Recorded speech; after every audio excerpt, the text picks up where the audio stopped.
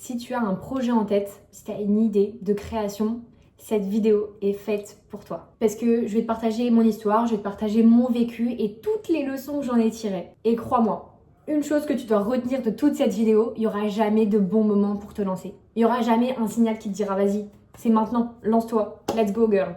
Jamais.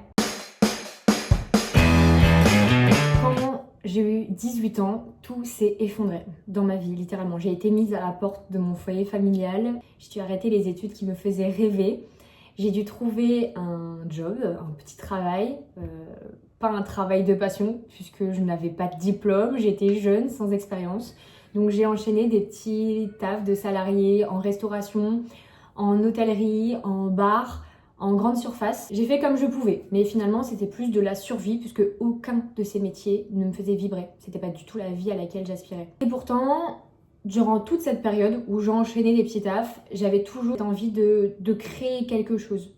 Je me suis intéressée à tous ces petits business qu'on voit partout. Je me suis intéressée au closing, j'ai même fait des appels avec des formations, etc. Au closing, en dropshipping, en création de petites entreprises dans le textile ou dans des bijoux. Je me suis toujours intéressée à plein de trucs. J'avais vraiment cette idée de créer quelque chose à moi, de vraiment de bâtir quelque chose. Mais au fond de moi, j'avais trop peur. J'avais trop peur d'essayer parce que j'avais peur de rater, j'avais peur de l'échec, j'avais peur de ne pas être légitime. Du coup, j'ai rien fait. J'ai pas osé. Et forcément, j'ai pas évolué. Je n'ai rien fait pendant 3 ans.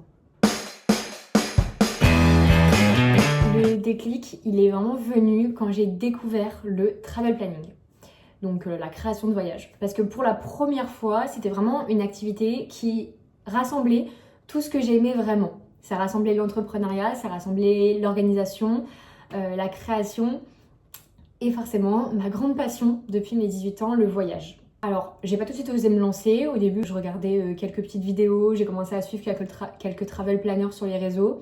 Et finalement, de fil en aiguille, mon frère et mon chéri m'ont un peu poussée et m'ont dit mais vas-y, t'as quoi à perdre? Alors je me suis lancée petit à petit. Sur le côté, à ce moment-là, je travaillais donc du coup en milieu carcéral, donc rien à voir. Parce que finalement, je me suis rendu compte qu'il n'y aurait jamais de bons moments. J'aurais jamais été prête à 100%. Il n'y aurait jamais eu une grande affiche ou un jour sur le calendrier où je me serais dit bah oui, ça y est, c'est le bon jour, vas-y, lance-toi, let's go. Non.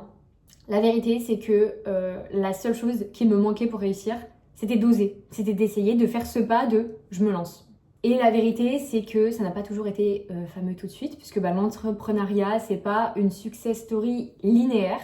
C'est des hauts, des victoires, mais énormément de bas, de défaites, de non. Et c'est pour ça que j'ai connu de grosses périodes de doute. Le plus gros doute que j'ai eu, c'est forcément ce fameux syndrome de l'imposteur. Je me disais, mais en fait, je suis qui pour proposer mes services et en plus me faire rémunérer là-dessus? On vend tellement en France ce truc de il te faut un diplôme pour réussir, il te faut un diplôme pour trouver un travail, il te faut un diplôme pour réussir ta vie. Et moi, j'étais qui? J'avais jamais eu de diplôme, j'ai juste eu mon baccalauréat, mais finalement ça m'apporte rien et j'ai enchaîné que des petits travails. Donc j'étais qui aujourd'hui pour réussir dans l'entrepreneuriat? J'ai eu peur donc du coup de ce fameux syndrome de l'imposteur, j'ai eu peur des critiques, j'ai eu peur du regard des autres, j'ai eu peur de me sentir jugée dans mon entourage, j'ai eu peur de me sentir jugée sur les réseaux. Mais chaque pas, chaque erreur, chaque critique, ça m'a construite et ça m'a permis d'avancer. Parce que chaque erreur, ça m'a vraiment appris quelque chose. Et aujourd'hui, si je compare donc du coup cette Solène que j'ai été de mes 18 à mes 21 ans, et cette semaine que je suis aujourd'hui, donc ça fait 1 an pile que je me suis lancée dans l'entrepreneuriat, j'ai 22 ans aujourd'hui. La vraie différence, la vraie chose qui a fait que je réussis aujourd'hui, c'est que j'ai osé me lancer. Et je me suis lancée, même si c'était imparfait, hein, vraiment, il y a des fois c'était vraiment très bancal. Je me suis dit mais qu'est-ce que je fais? Sur quoi j'avance? Mais je me suis lancée. Donc, comme je te l'ai dit, là ça fait maintenant 1 an que je suis entrepreneur, 1 an que j'entreprends, 1 an que je vis de mon activité. Et si je devais recommencer à zéro et garder seulement 3 choses à l'esprit, voici les 3 choses que j'aurais aimé qu'on me dise il y a 1 an avant de me lancer, que j'aurais aimé garder tout le temps en tête. Et c'est exactement ces 3 choses auxquelles tu dois penser si tu as un petit projet ou si tu as une envie de te lancer ou de construire quelque chose. Pense à ces 3 choses. Tu seras toujours critiqué. Toujours. Que tu entreprennes, que tu n'entreprennes pas, que tu rêves grand, que tu rêves petit, que peu importe tout ce que tu fais, peu importe le domaine, tu seras toujours critiqué. Mais un truc, une chose, tu seras toujours critiqué par plus petit que toi. Jamais une grande styliste à critiquer une fille qui rêve de faire des défilés ou je ne sais quoi. Jamais un grand cinéaste à critiquer quelqu'un qui fait des petits courts-métrages dans sa chambre avec son téléphone. Jamais un grand entrepreneur à critiquer quelqu'un qui essaie de lancer sa start-up. Jamais. Tu seras toujours critiqué par quelqu'un qui ne fait rien. Toujours critiqué par quelqu'un de plus bas que toi, par quelqu'un qui est derrière toi.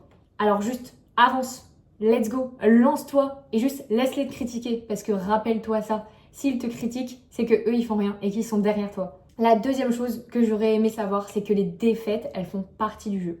Tu vas essayer 10 fois, tu vas te casser la gueule 9 fois.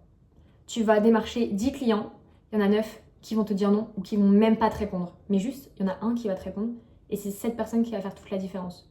Il y a 9 personnes, moi dans mon cas je fais de la création de voyage, 9 personnes qui vont me demander un devis, peut-être 9 qui vont me dire non.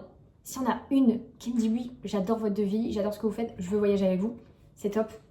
Les échecs, les défaites, les non, ça fait partie de l'entrepreneuriat. Et pas juste de l'entrepreneuriat en mode entreprendre une entreprise, juste entreprendre quelque chose.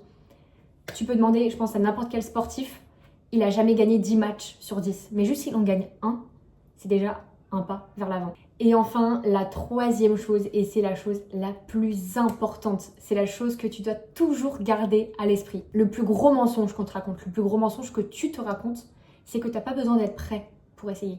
Tu seras jamais prêt pour essayer. Ce truc de j'attends le bon moment, non. Il n'y a pas de bon moment. Il n'y aura jamais ce moment où tu vas dire mais oui, tout est aligné, tout est au vert pour que je me lance. Ça n'arrivera jamais. Il y aura toujours un truc qui fera que oh, c'est pas le bon moment. Alors lance-toi. Ce qui compte, c'est d'avancer. Ce qui compte, c'est de poser la première pierre. Ce qui compte, c'est d'essayer, en fait, tout simplement, de se lancer, de faire le premier pas. C'est le plus compliqué et c'est le plus important. Aujourd'hui, je vis à Bali. J'ai mon entreprise, je vis de mon entreprise à 100%, j'accompagne des voyageurs dans le monde entier et je continue de faire des erreurs, je continue de me casser la gueule, mais je continue d'apprendre. Mais si j'avais pas osé il y a un an, si j'avais pas osé me lancer, si j'avais pas osé essayer il y a un an, je serais sûrement encore aujourd'hui enfermée dans un job que je déteste. Et je serais sûrement encore à regretter ma vie. Alors si tu as un projet, une idée, une passion qui t'appelle, un truc de pourquoi pas, alors vas-y, ose, lance-toi et n'attends pas. Parce que la vérité, c'est que tu as bien plus à perdre à ne rien faire que d'essayer et d'échouer. Alors si ce message t'a parlé, j'en suis ravie. N'hésite pas à me laisser un petit j'aime ou à me laisser un petit commentaire. Si toi aussi tu as une idée de business, de passion, que tu as envie d'essayer, un nouveau sport, une petite entreprise, n'hésite pas. J'ai déjà hâte de lire.